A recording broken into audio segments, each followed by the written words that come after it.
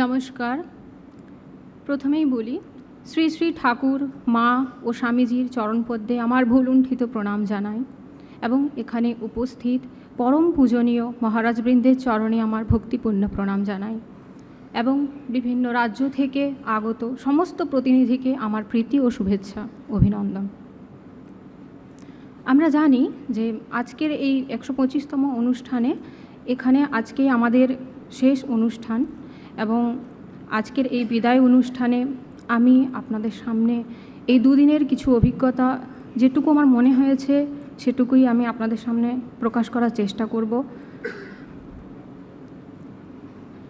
আজকের এই দিনটি আমার জীবনে অনেক বড় একটি পাওনা, আর আজকের এই পাওনার সাথে সাথে আমার আরেকটি দিনও ছিল খুব গুরুত্বপূর্ণ। সেই দিনটি যেদিন আমাদের ঝাড়গ্রাম রামকৃষ্ণ মিশন থেকে মহারাজবৃন্দ আমাকে নির্বাচন করেছেন যে বেলুড় মঠে আমাদের অনুষ্ঠান আছে এবং আমাকে এই আসার সুযোগ করে দিয়েছেন। তো সেদিনই আমি এই আসতে পারবো এটা শুনে আমার খুব আনন্দ হয়েছে এবং খুবই আপ্লুত ছিলাম যে কীরকম সেখানে আমাকে একবার যেতে হবে। আমারও খুব ইচ্ছে আছে যাওয়ার, অনেক দিন থেকে ইচ্ছে ছিল। তো যাই হোক, ঠাকুর ও স্বামীজির কৃপায় আমি এখানে আসতে পেরেছি, আপনাদের কৃপা লাভ করছি। রামকৃষ্ণ মিশনের এই 125তম অনুষ্ঠানে অংশগ্রহণ করতে পেরে এটা আমার খুবই সৌভাগ্য বলে মনে হচ্ছে এবং ঠাকুর, মা ও স্বামীজির এই স্মৃতি বিজড়িত পবিত্র স্থানে আসা এবং আমাদের পূজনীয় মহারাজদের সান্নিধ্য লাভ করা আমার জীবনের একটি পরম প্রাপ্তি। সারা ভারতবর্ষ থেকে আগত এতজনের সাক্ষাৎ অভিজ্ঞতা সত্যি আমার এটা কল্পনার অতীত ছিল। এত বড় একটি অনুষ্ঠানের অংশীদার হওয়ার সুযোগ পাওয়া এবং পূজনীয় মহারাজদের আশীর্বাদ, ভালোবাসা ইত্যাদি সব কিছুই পেয়েছি আপনাদের জন্য, এই অনুষ্ঠানের জন্য। এটা আমার ক্ষেত্রে সত্যি অনেক বড় প্রাপ্তি। এবং ঠাকুর, মা ও স্বামীজির আদর্শকে নিয়ে আমাদের পূজনীয় মহারাজবৃন্দ যেসব মূল্যবান বক্তব্য রেখেছিলেন এবং আমাদেরকে বিভিন্ন উদাহরণ দিয়ে আলোচনার মধ্য দিয়ে আমাদেরকে বোঝানোর চেষ্টা করেছিলেন, তো তাতে আমরা যেরকম অনুপ্রাণিত হয়েছি এবং আমরা নিজের মধ্যে সেই সাহস, শক্তি সেসব আমি অন্তত অনুভূত করছি যে সত্যি এখানে এসে আমার মনের অনেক পরিবর্তন ঘটে গেছে। এবং স্বামীজি বারবার বলেছেন না, আত্মবিশ্বাস, আত্মবিশ্বাস, আত্মবিশ্বাস।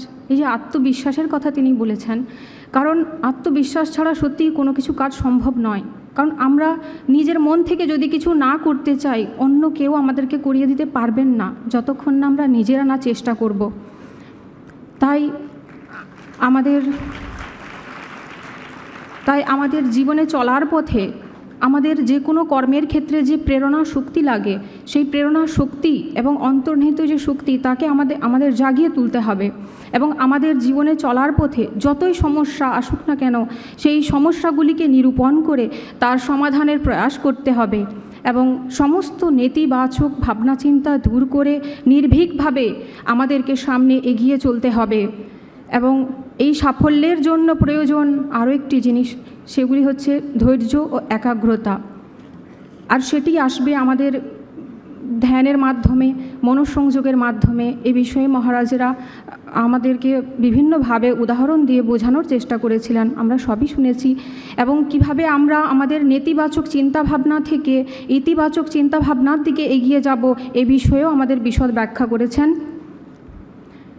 এবং এখানে আসার পর আমার আরও এমন কিছু অভিজ্ঞতা হয়েছে। আমি এই রামকৃষ্ণ মিশন এবং এই মঠে বিভিন্ন ধরনের যে কর্ম এবং বিভিন্ন ধরনের যে আপনারা ব্যবস্থা করেছেন, এগুলো দেখে সত্যি আমার খুব ভালো লাগছে। এখান থেকে আমি আমার অনেক শক্তি পাচ্ছি, জীবনে মনে হচ্ছে কিছু যেন করতে পারি, এটাই আমার প্রেরণা থাকবে। এবং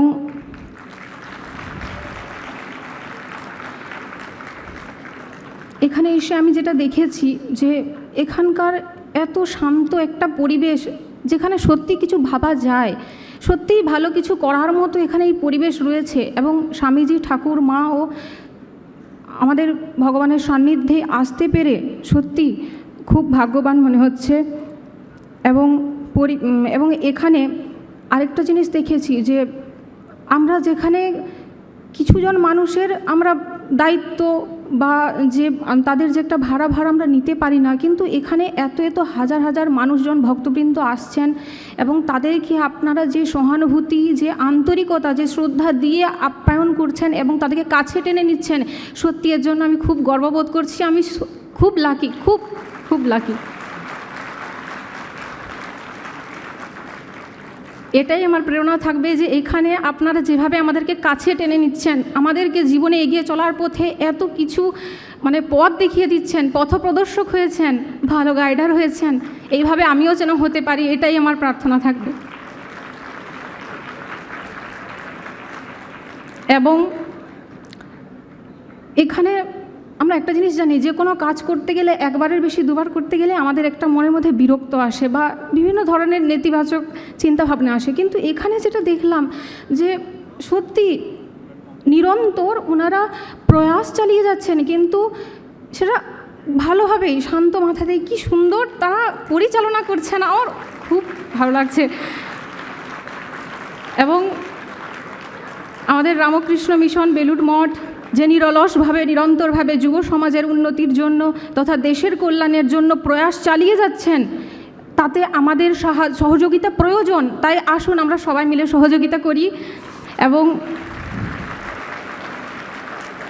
প্রত্যেকে আমরা জীবনে এখান থেকে এই শিক্ষা নিয়ে যাব যে নিজে কিভাবে ভালো থাকব এবং অপরকে কিভাবে ভালো রাখব, এটা আমাদের শিক্ষা হওয়া উচিত। নিজে ভালো থাকার সাথে সাথে অন্যকেও ভালো রাখবো, এটা অবশ্যই আমাদের ভাবতে হবে। এবং এই বিষয়ে কর্মে আমাদের সাফল্যমণ্ডিত হওয়ার ক্ষেত্রে মানে বিভিন্ন কাজের ক্ষেত্রেই আমাদের যে সমস্যা আসে এবং সেই সমস্যাগুলিকে মোকাবিলা করার যে উপায় আমরা যেমন শিখলাম, সেভাবে আমাদের ভাই বোনেদেরও শেখানোর চেষ্টা করব। এবং আজকের এই অনুষ্ঠানে সাফল্যমণ্ডিত করতে চলুন আমরা সকলে নির্ভীকভাবে এগিয়ে যাই। আর একটি শেষ কথা আমি বলেই শেষ করব যে জীবনে আমরা নাম, যশ, টাকা পয়সা, ধন সম্পদ কতটা অর্জন করতে পারলাম, এটা আমাদের লক্ষ্য হওয়া উচিত নয়। স্বামীজির লক্ষ্যই আমাদের প্রত্যেকের মধ্যে এই লক্ষ্যটি হওয়া উচিত। এবং তিনি সারা জীবন ধরে আমাদের দেশের মানুষের জন্য এত চিন্তা করেছেন, এত ত্যাগ স্বীকার করেছেন, তো আমরা স্বামীজির কথা কি ভাবতে পারি না? স্বামীজির স্বপ্নকে কি বাস্তবে রূপ দিতে পারবো না? আমরা একবার যদি ঠান্ডা মাথায় নিজেকে প্রশ্ন করি, যে আমাদের ভেতরের চেতনা শক্তি নিজেই উত্তর দেবে যে আমাদের কি করা উচিত। তাই আমাদের জীবনে যতই ঝড়ঝঞ্ঝা আসুক, যতই কর্তব্য দায়িত্ব থাকুক না কেন, স্বামীজির স্বপ্নকে আমাদের গুরুত্ব দেওয়াটা দরকার।